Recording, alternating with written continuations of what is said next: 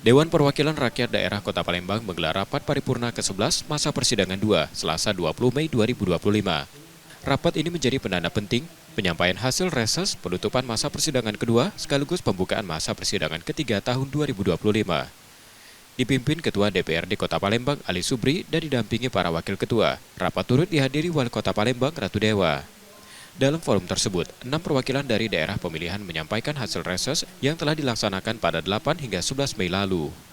Aspirasi warga yang disampaikan mencakup isu-isu klasik namun krusial, jalan rusak, banjir, dan kurangnya penerangan masih mendominasi keluhan masyarakat. Tak berhenti di situ, sejumlah persoalan lain juga mencuat. Warga berharap adanya perbaikan sekolah yang tak layak, kelancaran pelaksanaan SPMB, solusi atas kemacetan, serta peningkatan pelayanan di Posyandu. Menanggapi laporan tersebut, Wali Kota Palembang Ratu Dewa menyatakan komitmennya untuk segera menindaklanjuti. Saya sudah baca detail, tidak satupun yang terlewatkan, termasuk beberapa dokumen pendukung, saya cek semua, dan juga ada beberapa data-data pendukung lainnya.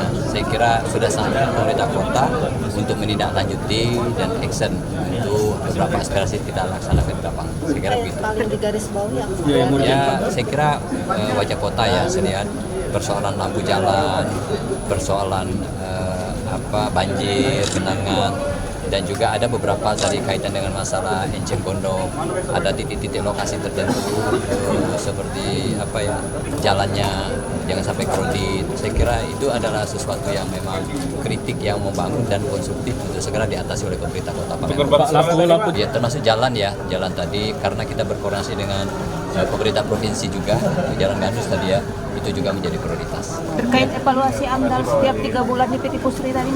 Saya kira itu ada rujukannya, aturan baik dari pemerintah pusat ya, semua ada acuan.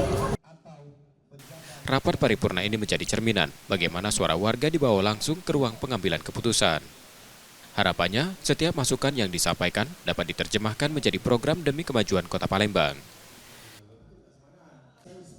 Muhammad Reza Palevi, Kompas TV, Palembang, Sumatera Selatan.